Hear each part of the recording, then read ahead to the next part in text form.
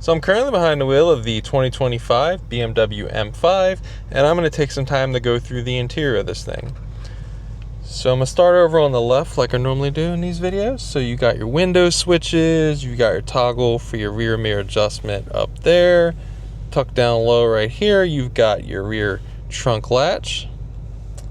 On the door card, on this red strip, you have two buttons in the setting button for the driver's seating position that you can set, and then your door locks are also on the panel.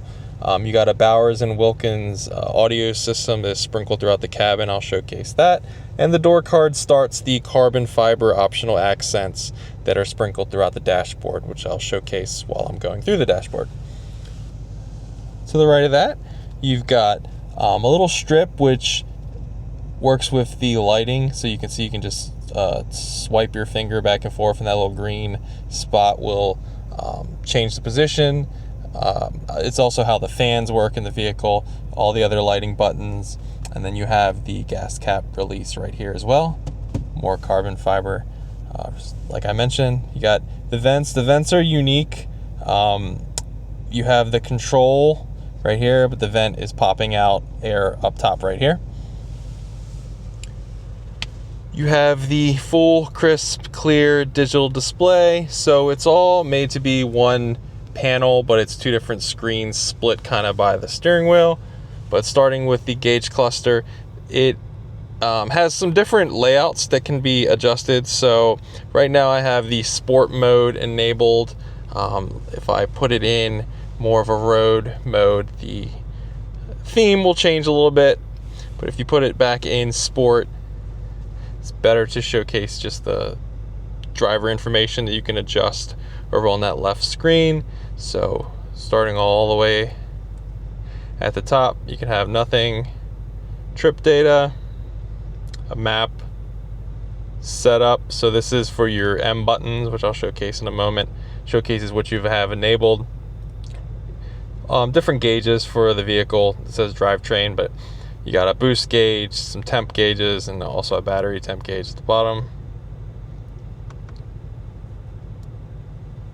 Tire pressures for all four corners. Some sport displays showcasing the horsepower and torque of the vehicle. G-force meter, whatever you're listening to. I usually leave it either on the setup screen or the drivetrain screen.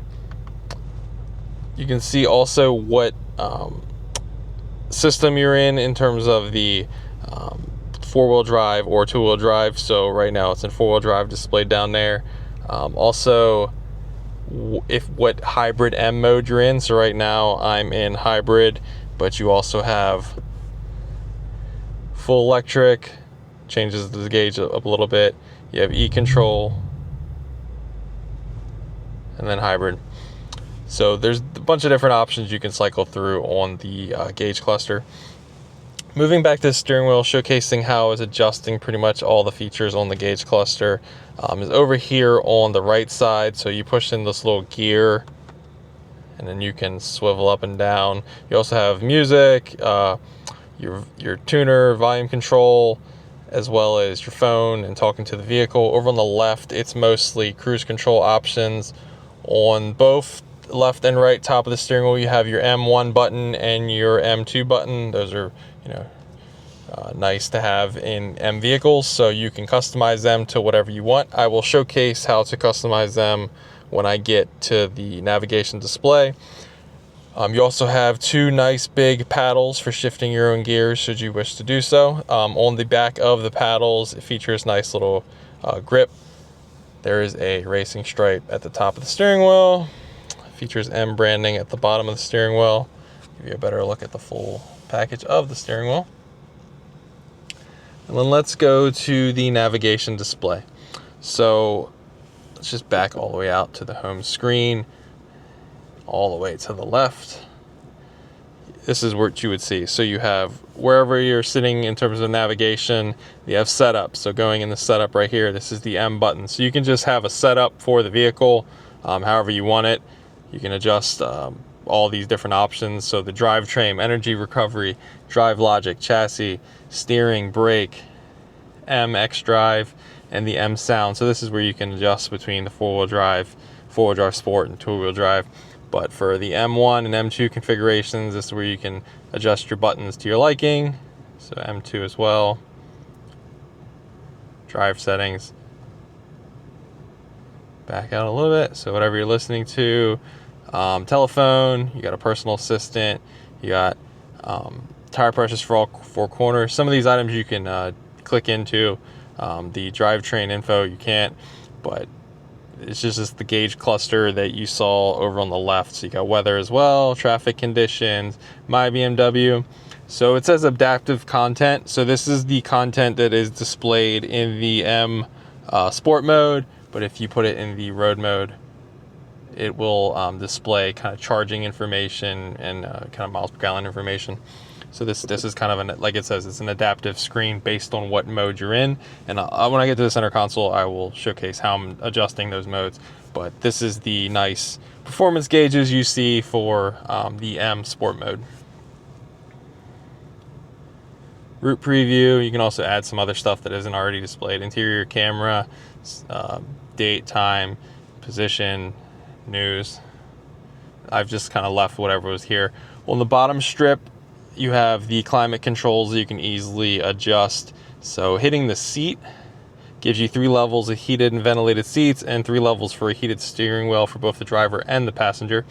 And then there's some quick access buttons like your media, your navigation. This is the full climate control. If you push that button, you get a home button. This is the kind of app bubble that I call them. Everything from BMW ID all the way down to YouTube are accessible. And then on the other side, you also have a quick access for your phone. You have some fan controls. So like I said, adjusting that, sliding it back and forth. You have some max defrost, rear defrost, and the hazards button. The controls for like what direction you want the fan are down low right here. But like I said, it comes from behind this strip. Tucked down here, you have a pad for your phone. You got 2 cup holders, and then you have kind of your full M Drive system over here. So you have the engine start stop button right here. You have your gears, so you have reverse, neutral, drive, and sport. Sport is basically for you to shift your own gears, and then park is a button. Sorry if it's kind of overexposed. It's quite a glossy display or glossy system. Everything's kind of quite glossy with the reflection. But you have the auto hold button as well. You can see the nice M branding on this dial, but above it you have media, telephone, nav, back button, and home. And then this is the dial that kind of controls everything for whatever you want for your media, but it's all touch screen up there as well. Volume control, parking, pushing that. You got some parking cameras around the vehicle. Pushing it again, disappears. You also have traction control set up, so that'll kick you into the controls that I showcased for the M1, M2, and just the setup of the vehicle.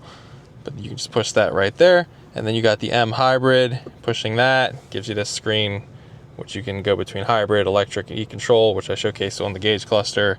And you got the M mode. You got 2 modes for that, so it's road and sport. For road, all the driver assistance systems, it kind of disappeared pretty fast. Driver assistance systems are available. Basically, all the lane assist, keeping you in the lane.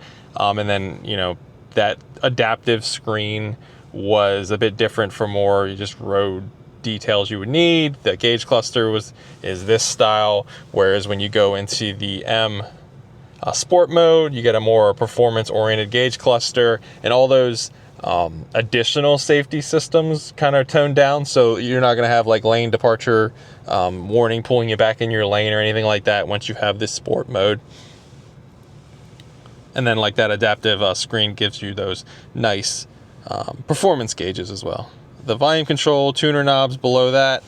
You got a nice armrest, opens like so. You got in here, hidden and tucked down here, is old school smoker's plug, as I call it. You can remove this, pull it up to clean it should you need so. Like I mentioned, that carbon fiber is swooping throughout the dashboard. Got your glove box. Bowers Wilkinson audio system sprinkled throughout the cabin, like I mentioned. Give you a better look at the door card. And one of the highlights of the M5 are these seats. So this M5 will be illuminated in the dark, so it's kind of cool as well. These seats pretty much really hold you down. Give you a better look at the rear. No sunroof. The roof is carbon fiber, which you can't see from inside the vehicle, obviously, but you got some lighting controls up top. But that is pretty much the interior of the 2025 BMW M5. If there is some button feature I didn't go in depth enough on for you and have some additional questions, please leave them in the comments below and I will answer them. And if you can like this video and subscribe to my channel if you've not already, every little bit helps and I appreciate it all. Thanks for watching.